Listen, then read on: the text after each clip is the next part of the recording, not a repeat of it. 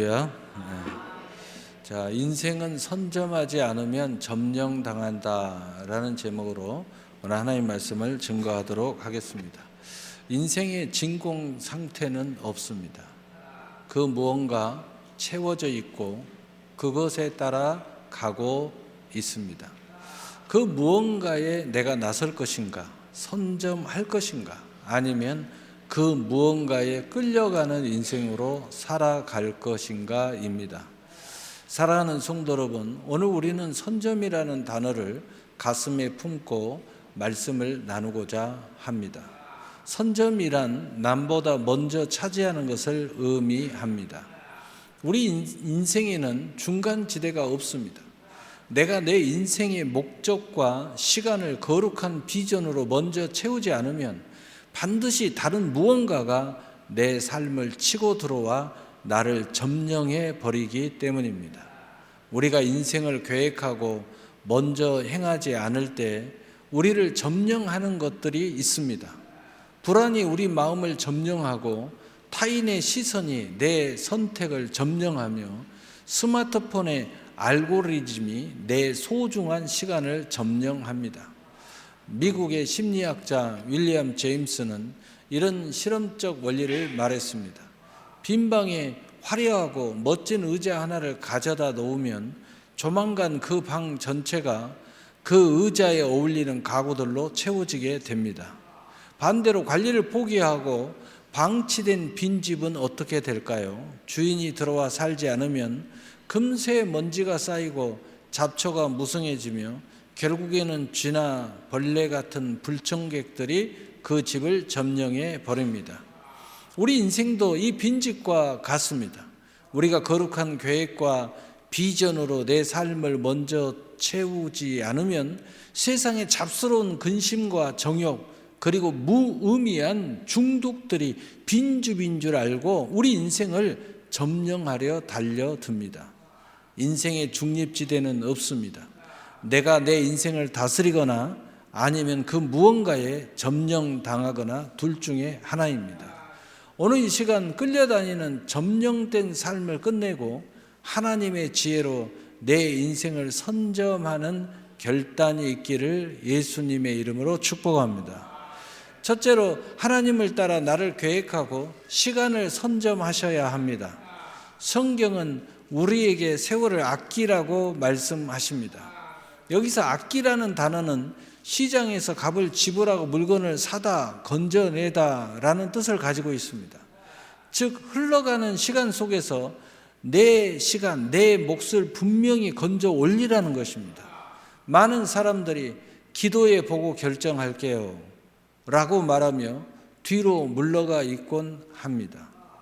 하지만 진정한 믿음은 막연히 기다리는 것이 아니라 하나님의 뜻 안에서 치열하게 계획하는 것입니다.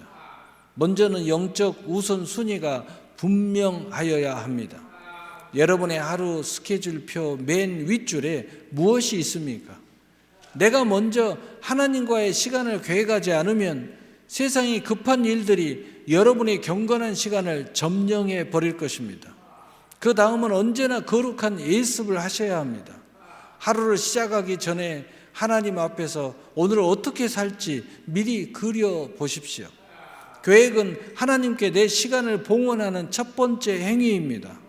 이는 하나님과 동행하면서 내 시간을 점령하겠다는 믿음의 의지입니다. 미국의 가장 존경받는 대통령 에브라함 링컨은 이런 유명한 말을 남겼습니다. 나에게 나무를 베는데 6시간이 주어진다면 나는 먼저 4시간 동안 도끼날을 가는 데 쓸 것이다. 요즘 많은 청년들 그리고 많은 크리스찬들이 무작정 나무만 패기를 시작합니다. 계획 없이 열심히만 살다 보니 금방 지치고 무딘 도끼날 때문에 성과는 나지 않습니다. 또는 어떤 사람들은 무의식 아무런 의미 없이 할 일이 없다고 하면서 엉뚱한 것에 점령을 당하면서 나태에 빠집니다. 그것 또한 마찬가지입니다. 계획이 없기 때문이죠. 그러다 보니 결국 환경의 어려움에 점령당해 모든 인생을 포기하고 마는 것입니다. 하지만 지혜로운 성도는 계획이라는 이름으로 돕기나를 먼저 갑니다. 기도로 하나님의 뜻을 묻고 나의 미래의 이미지를 그려봅니다. 내 삶의 우선순위를 정돈하는 시간은 낭비가 아닙니다. 그것은 승리를 미리 선점하는 가장 확실한 투자입니다. 두 번째로 하나님을 따라 행동으로 기회를 선점하셔야 합니다. 계획이 머릿속에 설계도라면 행동은 그 건물을 짓는 삽질과 같습니다. 아무리 완벽한 계획이 있어도 행동하지 않는 인생은 결국 게으름과 무기력에 점령당하고 맙니다. 이스라엘 백성들이 가나안 땅을 앞두고 있을 때 하나님은 이미 그 땅을 주셨다고 말씀하셨습니다. 하지만 조건이 있었습니다. 여호수아 1장 3절에 너희 발바닥을 밟는 곳을 내가 주었노니. 아멘. 가만히 앉아있는 사람에게는 약속의 땅도 그림의 떡일 뿐입니다. 하나님을 따라 순종의 타이밍이 중요합니다. 하나님의 마음을 주실 때 즉시 움직이셔야 합니다. 나중에 형편이 좋아지면 이라고 미루는 순간은 순전히 나의 판단입니다. 하나님의 역사가 아닙니다. 사탄은 핑계라는 군대를 보내 여러분의 의지를 점령할 것입니다. 퍼스트 무버의 영성을 가져야 합니다. 남들이 가지 않는 길이랄지라도 하나님이 주신 감동이라면, 하나님의 명령이라면, 하나님이 주신 기회라면 먼저 발을 내디디셔야 합니다. 선점하는 사람만이 그 땅의 주인이 됩니다. 광견병 백신을 발견한 위대한 과학자 루이 파스테르는 이런 말을 남겼습니다. 운명은 준비된 자에게만 찾아온다. 수많은 과학자가 똑같은 현상을 목격했지만 백신이라는 위대한 발견을 선점한 사람은 오직 파스테르뿐이었습니다. 왜일까요?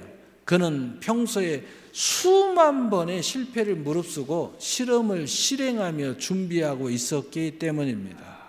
성경 속의 다윗을 보십시오. 골리앗이 나타났을 때 갑자기 용기가 생긴 것이 아닙니다. 그는 광야에서 양을 치며 물맷돌 던지는 연습을 멈추지 않았고 사자와 곰과의 싸움을 감행해 왔습니다. 이미 평소의 훈련으로 승리를 선점하고 있었기 때문에 골리앗이라는 거대한 장애물이 나타났을 때 점령당하지 않고 오히려 승리를 쟁취할 수 있었습니다. 사랑하는 성도 여러분, 준비하고 실행하십시오. 하나님은 준비된 자의 손을 잡고 역사라는 땅을 선점하게 하십니다. 하나님을 따라 행동하시기를 바랍니다. 믿음은 행동과 함께 일합니다. 결론입니다. 하나님을 따라 나의 인생을 선점한다는 것은 하나님의 강력한 역사와 함께한다는 믿음의 선점입니다. 사랑하는 성도 여러분, 인생은 내가 설계하고 하나님이 경영하시는 합작품입니다. 물론 하나님을 따라 나아가는 것이죠. 내가 내 인생을 선점하지 않으면 세상은 여러분을 자기들의 입맛대로 부리려 할 것입니다. 미디어가 여러분을 점령해서 입맛대로 끌고 가고 유행이 여러분을 점령하고 입맛대로 유행이 여러분을 끌고 가고 또 수많은 비교 의식에 점령당하는 인생은 늘 피곤하고 공허합니다. 오늘 결단하십시다. 내 마음의 보좌를 기도로 선점하시기를 바랍니다. 그리고 계획하시고 이미지를 그려보십시오. 내 일주일의 시간을 예배로 선점하시기를 바랍니다. 그리고 그 이미지를 그려보고 다시 그 예배를 통하여 받은 은혜로 무언가 믿음의 결단을 그림을 그려보면서 상상을 하시기를 바랍니다. 내 미래에 하나님의 비전으로 미리 계획하고 행동하시기를 바랍니다. 우리가 믿음으로 먼저 행할 때 하나님께서는 우리가 밟는 모든 땅을 우리의 소유가 되게 하실 것입니다. 점령당하는 패배자가 아닌 믿음으로 선점하는 승리의 삶을 사시기를 우리 주 예수 그리스도의 이름으로 축복합니다. 축복합니다. 아멘.